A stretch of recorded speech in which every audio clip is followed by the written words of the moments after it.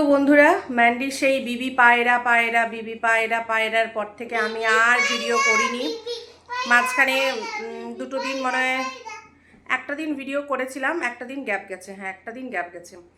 যা গরম পড়েছে, নিজের শরীর আগে বাবা, তারপর ভিডিও। তো যাই হোক, সারাদিন তো বাইরে থাকি, খুব ক্লান্ত হয়ে যায়, এসে আর এনার্জি পাই না। আজকে তবুও মাঝখানে এক দুদিন বৃষ্টি হচ্ছিলো, বাট আজকে তো ভীষণ গরম। কালকে বৃষ্টি হয়েছিল, আজকে হয়নি। তো ভাবলাম যে না, আজকে ছোটো হলো একটা ভিডিও দিই। বাবা, চারিদিকে এত কন্টেন্ট, এত সম্মান কন্ট্রোভার্সি ক্রিয়েটারদেরকে যদি কিছু নাই বলি, তাহলে কেমন কেমন ফাঁকা ফাঁকা লাগে বলো আমার চ্যানেলটা। সেটা বলতে এলাম। তো চলো, হ্যালো এভরিওয়ান, কেমন আছো তোমরা সবাই? আশা করছি তোমরা সবাই খুব ভালো আছো, সুস্থ আছো। তোমাদের ভালোবাসা, ঈশ্বর আশীর্বাদে আমরাও সবাই বেশ ভালো আছি। আর জানো তো, এই যে আমরা পাহাড়ি শহরে থাকি, আমাদের এই গরমকাল হলেই কিন্তু একটা জলের সমস্যা হয়। তো আমাদের সাপ্লাই জল আজ 4 দিন হয়ে গেল কিন্তু বন্ধ আছে। বাড়িতে আমার তো চাপাকল আছেই, তো আমার অসুবিধা হচ্ছে না। কিন্তু ওই খাবার জলটা, যেহেতু সাপ্লাই জলটা ওটা তো ফিল্টার হয়ে আসে, তারপর আবার বাড়িতে আমার কেন্ট লাগানো আছে, তো ওখানে ফিল্টার হয়ে যেত। তো ওই জলটা আমরা খেতাম, খুব ভালো লাগতো, খারাপ লাগতো না। এবার বোরিং জলটা না ফিল্টার করে তুমি খেতে পারবে না, কেমন গন্ধ ছাড়েই। ওটা সব দিন ফিল্টার জল খাওয়া অভ্যাস, তো খেতে পাচ্ছি না, এটা নিয়ে একটু সমস্যা হচ্ছে। তো জল কিনে আনা হয়েছে বাইরে থেকে। ওই জার নিলে ভালো হতো, আমরা ভেবেছিলাম 1-2 দিনে পরে চলে আসবে। তো সেই জন্য ওই বোতলের এক পেটি, বোতল বর কিনে এনেছে, যেগুলো 12 টাকা করে লুজ পড়ে, আর কেনা পড়লে 9 টাকা করে পড়ে, পেটি নিলে। তো ওইগুলো বর নিয়ে এসছে, ওইগুলোতে এখন খাওয়া চলছে। তো দেখি কালের দিনটা যদি না হয়, তাহলে কিন্তু ওই জারগুলো একটা নিয়ে আসতে বলবো। তো যাই হোক, এটা গেলেও জলের। আর বাকি তো আমার কোনো সমস্যা নেই, যেহেতু বাড়িতে আমার বোরিং করা আছে। তো স্নান করা, বাকি সব কাজ আর কি সব হয়ে যাচ্ছে ওইটা দিয়ে। তো এবার যেটা বলার জন্য ভিডিওটা আমি শুরু করেছি, সেটা হচ্ছে যে বন্ধুরা, এই যে ম্যান্ডিকে আজকে আমি কয়েকটা কথা বলবো। দেখো, ম্যান্ডি এখন নিউট্রাল থাকা দরকার। এখন চারিদিকে যা চলছে, ম্যান্ডির একদম নিউট্রাল থাকা দরকার। কিন্তু সেইখানে বিবি পায়রা পায়রা ভিডিও করছে, গা ছমছম কি হয়, তারপরে আবার গা ছমছম কি হয়, বিরাট ভয় পাচ্ছে ম্যান্ডি। ঠিক আছে, সত্যি কথাই তো, ভয় পাওয়ারই তো কথা। একদম গা ছমছম, রাত যতই বাড়ছে গা ছমছম করছে, ভীষণ ভয় পাচ্ছে ম্যান্ডিকে, খুব ভয় পাচ্ছে। দেখো, একটা নিজের লাইফ এনজয় করা আলাদা, মানুষকে দেখিয়ে যে আমরা ভালো আছি, আমরা এনজয় করছি, সেটা কিন্তু আলাদা। যেগুলো রিয়েলিটি লাইফ থাকে না, সেগুলোতে কাউকে দেখাতে হয় না, বোঝাতে হয় না, মানুষ এমনিই সবটা বুঝতে পারে। কিন্তু যেগুলো রিলস লাইফ হয়, যেমন ম্যান্ডি তো সবসময় কল্পনার জগতেই ভাসে। ঝড়কে জড়িয়ে ধরে ঘুমালাম, ঝড়ো হাওয়া, বৃষ্টি আসবে, টিনের ঘর, সে কি বিরাট ব্যাপার। তো ও সবসময় কাল্পনিক জগতে ভাসে, এবং ওটা দেখাতে চায় যে আমি খুব ভালো আছি, খুব ভালো আছি, খুব ভালো আছি। এবারে বৃষ্টিতে ভিজে ভিজে আসলো, আসার পরে বরকে নিয়ে নাইটি পরে আবার গেল ওই রিলস বানাতে। ঠিক আছে, রিলস বানিয়ে চুল টুল ভিজে, তাতেও মন ভরলো না। আবার কি করলো, ওই ছাদের মধ্যে বৃষ্টি পড়ছে, ঘুমিয়ে পড়লো, শুয়ে পড়লো। বরটা শুচ্ছিল না, বরটাকে বলে শো, নাহলে রাতের যে ডালিয়াটা ওটাও বাদ। ঠিক আছে, বরকে যেই চোখ দেখালো যে তুই যদি না আমার কাছে এসে ঘুমাস, না ঘুমালো, আমার পাশে এসে যদি না তুই শোস, ক্যামেরা অন আছে, তা তোর রাতের ডিনার ডালিয়া বাদ। ঠিক আছে, তো ডালিয়া যদি খেতে চাস, তাহলে এসে চুপচাপ শুয়ে পড়। তো বরটা এসে চুপচাপ শুয়ে পড়লো, ফটো ফটো তুললো, ওই ভিডিও হলো, ফটো নয় ভিডিও হলো, সেখান থেকেই স্ক্রিনশট নিয়ে থাম্বনেলে দিয়েছে। তারপরে ওই সব দেখিয়ে টেকিয়ে গিয়ে ডালিয়া ফালিয়া বানিয়ে খাওয়া দাওয়া করলো। হ্যাঁ বলো। তো এই ভিডিওটা যেহেতু আমি 2 দিন আগে দেখেছিলাম, তো তারপরের কিছু ক্লিপ আমার মনে নেই, যেটা নিয়ে একদম মুখ্য বলতেই হবে, সেই ব্যাপারটা বলে দিলাম, যে ওর শোয়াটা বা এই ধরনের যে অ্যাক্টিভিটি, তো সেগুলো মনে হচ্ছে যেন আমি নায়িকা, আমি এত ভালো অ্যাক্টিং করতে পারি বা কিছু, এরকম একটা ব্যাপার। তো এখানটাতে আমি একটা কথা, শোনায় পড়ে যাবে কিন্তু, চুপ করে বসো। এখানটাতে আমি তোমাদের কথা বলি। আমরা যখন বলতে আসবো তখন আমরা দোষী হয়ে যাব। আমরা 3 বছরের পুরনো কথা টেনে কথা বলছি। আচ্ছা, যে 3 বছর আগে ঘটনাগুলো ঘটিয়েছিল তারাই যদি এখনও পর্যন্ত সেই জিনিসগুলোকে বা সেই ব্যক্তিগুলোকে ছাড়তে পারছে না, তাহলে আমরা কেন বলবো না? তুমি বলো, তোমরাই বলো। এই যে ম্যান্ডি এসে বলল বেলাকে, এটা কি ক্লিয়ার করার ওর খুব দরকার ছিল? ওকে তো অনেকে অনেক প্রশ্ন করে, ও কই সেগুলো তো ক্লিয়ার করে না, তাহলে এটা ক্লিয়ার করার কি দরকার ছিল? মানে এখানে ম্যান্ডিও তার ভিডিও দেখে, সেও ম্যান্ডির ভিডিও দেখে, এবং সে তো আজকে পুরো পরিষ্কার জানিয়ে দিয়েছে সমস্ত কন্ট্রোভার্সিদের ভিডিও দেখে। ম্যান্ডি ভিডিওতে বলল বেলাটা কে? বেলাটা আমি না, টাইটেল লিখেছিল বেলাটা কে। মানে এটা শুধুমাত্র যে আমাদেরকে কোশ্চেন মার্ক দিয়েছে তা নয়, সামনের ব্যক্তিকেও কোশ্চেন মার্ক দিয়েছে যে বেলাটা কে, কেন বলল চাকরিটা আমি পেয়ে গেছি বেলা, শুনছ? তেমনি হুড়মুড় করে সে সেদিক থেকে রিপ্লাই দিচ্ছে বেলা আছে কেউ একজন, যেটা দুর্গাপুজোয় নাকি আমরা দেখে সবাই সারপ্রাইজ হয়ে যাব। তো দুর্গাপুজোর সময় কোন বেলা যে আসবে এই হুলের পাশে, সেটা তো একমাত্র হুলই জানে, আমরা কেউ জানি না। নিজেরাই নিজেদেরকে এখনও ঠিক করতে পারছে না, নিজেরাই সেই আগের মানুষকে টেনে কথা বলে যাচ্ছে। তাহলে আমরা যখন উত্তর দিতে আসবো তখন আমরা নাকি পিছনের কথা টানছি, বলি হারি কোথায় যে লুকাই। এটা গেল। এবার চলে আসে আমাদের সোজা ভাইয়ের কাছে। ভাই 10 বছরের ছোট, সত্যি আমার থেকে 10 বছরের ছোট। তো ভাই বলছে যে পুরনো জিনিসগুলো আস্তে আস্তে ভুলছি। বাবা তুমি এসব মেখো না মুখে। তো থাম্বনেলে লিখেছিল যে পুরনো জিনিসগুলো আস্তে আস্তে করে ভুলে যাচ্ছি। কেন 3 বছরে ভোলা হয়নি? তুমি তো ফোন করে বলেছো যে আমি সব কিছু ভুলে গেছি, তারা আবার 3 বছর জিনিসগুলো আস্তে আস্তে করে ভুলছি, এই কথাগুলোর মানে কি আমি বুঝতে পারলাম না। এটা গেল। তারপরে বেলাটাও বলল ও আমরা পুজোর সময় লিখতে পাবো বেলাটি কে। আজকে একটা ভিডিও করেছে, মানে ভাই বলছে আমি ব্লগ করতে পারি না, কিন্তু কীরকম টাইটেল আর থাম্বনেল দিলে মানুষ ভিউজটা ছুটে ছুটে আসবে সেটা কিন্তু আমাদের ভাই শিখে গেছে। ঠিক আছে, ভাই কথা বলতে পারে না ঠিকঠাক করে, ভাই ভালো করে ব্লগ করতে পারছে না, কিন্তু ভাই জানে কোন থাম্বনেলে কী লিখলে মানুষ দৌড়ে দৌড়ে আসবে। ভাই আজকে বলেছে তোমার সমস্ত কন্ট্রোভার্সি ক্রিয়েটারদেরকে করজোড়ে নমস্কার। তার কারণ আরে বাবা এনে নষ্ট করো না শোনা। আজকে ভাইয়ের কথাগুলো শুনে মনে হলো ভাই শুধুমাত্র যে এই কয়েকদিন ওয়াইটিতে এসছে বলে আমাদের সবার ভিডিও দেখে তা কিন্তু নয়। ভাই সব দিনই আমাদের ভিডিও দেখে এবং ম্যান্ডিরও ভিডিও দেখে। কোনো দিন ও কিন্তু আমাদের সবার ভিডিও স্কিপ করে গেলেও ম্যান্ডির ভিডিও স্কিপ করে না। সেই জন্য আজকে কিছু কথা বলছে ব্লগিং যারা করে, যারা ক্রিয়েটার, তাদেরকে নিয়ে তো কন্ট্রোভার্সি হবেই। এটা কাকে বললো? এটা ইনডাইরেক্টলি ম্যান্ডিকে বললো যে তোমাকে নিয়ে কন্ট্রোভার্সি হবেই, কন্ট্রোভার্সি না থাকলে তো মজা আসবে না। এবং এটা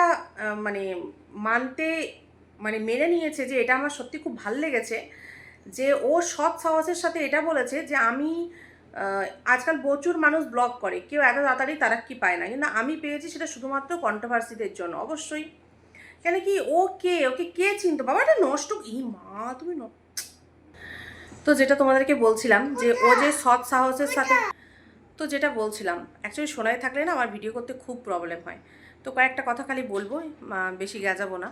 সেটা হচ্ছে যে এই যে কন্ট্রোভার্সি ক্রিয়েটারদের কাছে করজোড়ে নমস্কার, যে তোমাদের জন্যই আজকে আমার চ্যানেলটা গ্রো করছে, এটা কিন্তু একদম বাস্তব সত্যি কথা।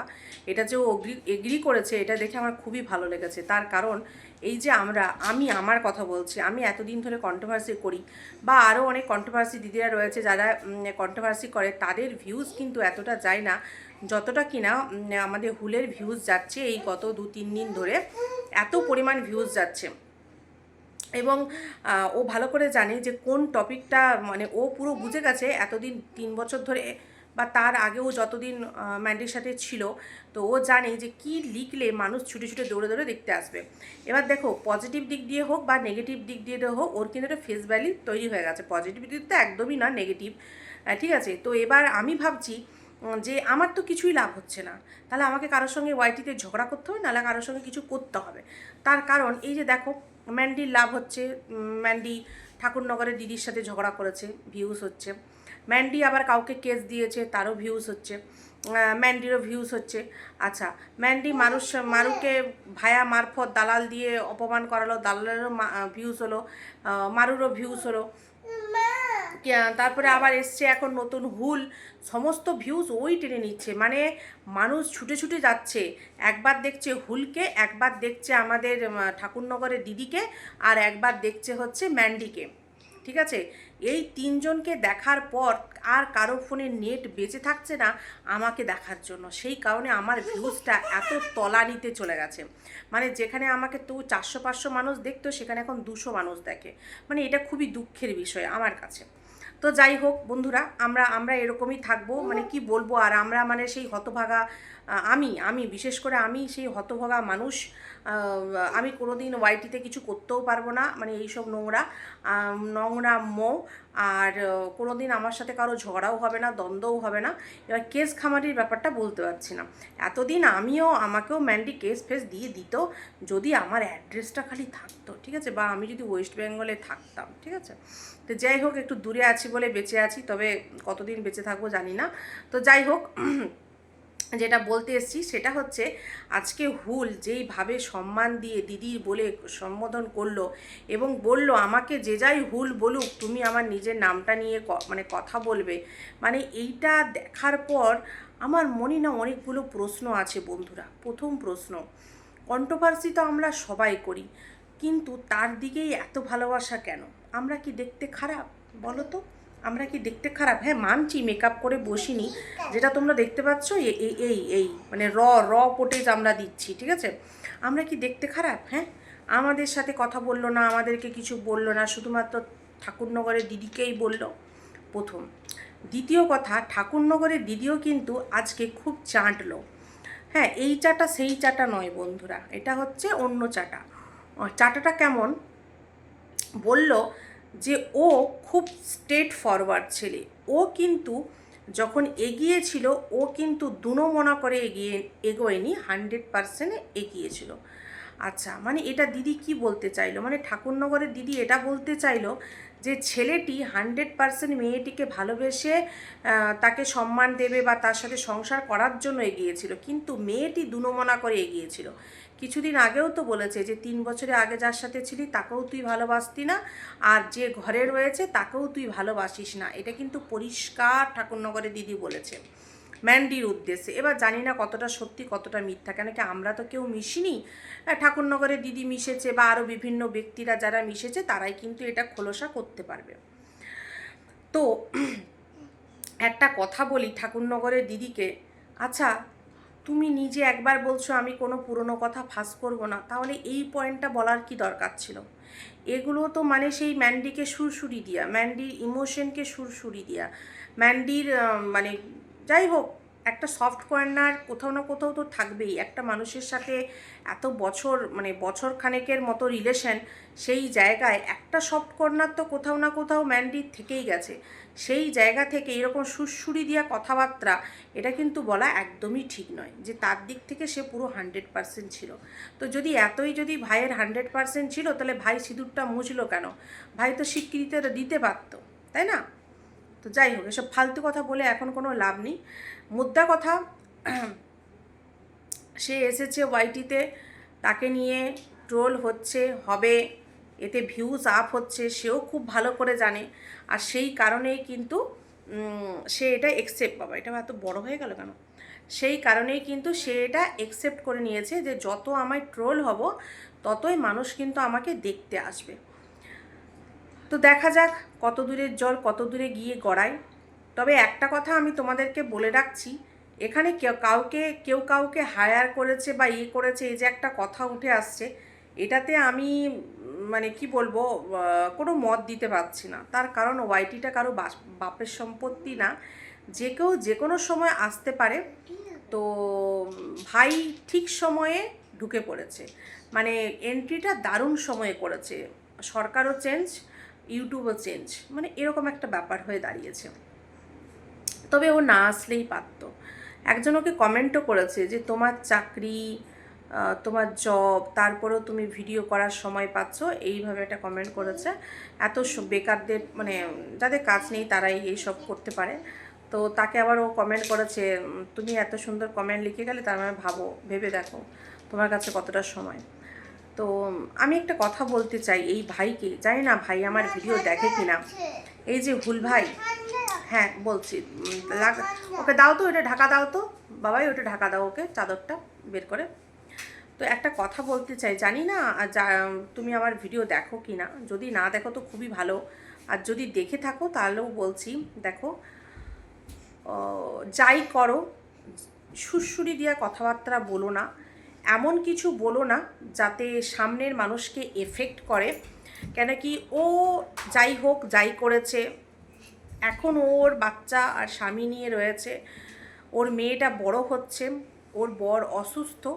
তো সেই জায়গা থেকে দেখো, আমরা ওকে নিয়ে যতই কন্ট্রোভার্সি করি, যাই বলি, যাই করি না কেন, দিনের শেষে আমি একটা মা, আমি একটা বউ, আমি একটা সংসার চালাই, আমার নিজের সংসার। তো সেই জায়গা থেকে কোথাও না কোথাও থেকে আমার মনে এই কথাগুলো উঠে আসছে যে যতই আমরা কথা শোনাই ম্যান্ডিকে, এই তুমি এই করেছো, তুমি সেই করেছো, হ্যান করেছো, ত্যান করেছো, যতই যাই বলি, কিন্তু যেটা হয়ে গেছে সেটা পারলে ও কোনোদিনই চেঞ্জ করতে পারবে না, ঠিক আছে? তো এইভাবে হুলের ওয়াইটিতে আসাটা আমার যেন মনে হচ্ছে ঠিক হয়নি। কেন কি তোমার তো ইনকাম করার মতো জায়গা ছিল, তো সেই জায়গা থেকে তোমার মানে আশাটা হয়তো আরেকটু পরে হলে ভালো হতো। এবার দেখো তুমি এসেছো তোমার ইচ্ছেতে, আরও একটু পরে এলে ভালো হতো, আরও কয়েকটা বছর পর হলে ভালো হতো। তো যাই হোক, আশা করব সময়ের সাথে সাথে সব কিছুই ঠিক হয়ে যাবে। একটা খুব সুন্দর কথা আমি মানি যে সময়কে সময় দাও, সময় সব কিছু ঠিক করে দেবে। তবে জানি না কতদিন ম্যান্ডি এই কথাটা মেনে চলতে পারবে। আমার মনে হয় ও মেনে চলতে পারবে, কেন কি এই ম্যান্ডি যত বিবি পায়রা পায়রায় ডান্স করবে, বৃষ্টিতে ভিজবে, এগুলো কোথাও না কোথাও থেকে যেন মনে হবে যে কাউকে দেখানো হচ্ছে, কাউকে বোঝানো হচ্ছে দেখো আমি কতটা সুস্থ, আমি কতটা ভালো, আমরা কতটা ভালো আছি। তো এইসব ম্যান্ডির করা একদমই উচিত না। চুপচাপ থাকো, সময়কে সময় দাও, নিজের কাজে ব্যস্ত থাকো, দেখবে সময় একদিন সব কিছুই ঠিক করে দেবে। বাস এটুকুই বলার ছিল। তবে দিদির প্রতি এই যে প্রেম হুলের, মানে ব্যাপারটা আমি ঠিক সেইভাবে নিতে পারছি না। আরও তো অনেক কন্ট্রোভার্সি দিদি ছিল আসলে, হতে পারে আমরা তো তার সাথে সেইভাবে মিশিনি, বা তার বাইকে হয়ে কোথাও যাইনি, বা কোনো দিন তাকে আমাদের কলে কনফারেন্সে রেখে কখনো তো আর তার প্রেমিকার সাথে কথা বলিয়ে দিইনি। তো সেগুলো সব দিদি করেছিল, দিদি কনফারেন্সে কথা বলিয়ে দিত ম্যান্ডির সাথে, দিদি বাইকে হয়ে গিয়ে সেই মানে কি বলবো, সেই খারাপ সময়টাতে উপস্থিত হয়েছিল, দিদি ক্লিয়ার কাট কথা বলেছিল, এবং দিদি এটাও বলেছিল তুই যদি এর সাথে থাকতে চাস তাহলে এর সাথে থাক, আর তুই যদি বরের সাথে থাকতে চাস তুই বরের সাথে থাক, দু নৌকায় পা দিয়ে চলিস না। তো এত সব স্ট্রেট ফরওয়ার্ড, মানে যে কথাগুলো বলেছিল দিদি বলছে আমি খুব স্ট্রেট ফরওয়ার্ড কথা বলি, বাট ফরওয়ার্ড কথাগুলো সব কিছু হুলের দিকেই ছিল, ম্যান্ডির ভালোর দিকে কিন্তু একটা কথাও ছিল না, সব কথাগুলো ছিল হুলের ফরে। আর সেই কারণেই হয়তো দিদিকে এত ভালোবেসে ফেলেছে যে হুল 3 বছর পরে এসেও সেই দিদিকে আবার খুঁজে পেয়েছে ইউটিউবে, এটাই হচ্ছে রিজন। সেই জন্য দিদি যতই বলুক তোর দাঁতে হেলচে ফুটে গেছে, সেটা ভাই গায়ে মেখে নেবে, কিন্তু আমরা যদি কেউ বলি তাহলে তখন খুব তার রাগ হবে, বুঝেছো? দিদিও তো সেই দিন বললো, এর আগেও যখন দেখেছিলাম তখন ওই দাঁতে ওরকম হেলচে ফোটানোই ছিল, মানে লালচানো দাঁতই ছিল। তো যাই হোক, দিদি ভাইয়ের সম্পর্কটা দেখি আর কতটা গভীর থেকে গভীরতর হতে পারে। সবাই ভালো থেকো, সুস্থ থেকো, দেখা হচ্ছে নতুন একটি ভিডিওর সঙ্গে। দিনের শেষে আমি একটা মা, তো সবসময় চাইবো একটা মা তার সন্তান আর তার স্বামী তার সংসার নিয়ে থাকুক, এই সমস্ত বাইরের আগাছাগুলোকে বাইরেই থাকতে দিই। সবাই ভালো থেকো, সুস্থ থেকো, দেখা হচ্ছে নতুন একটি ভিডিওর সঙ্গে। ততক্ষণ জন্য সবাইকে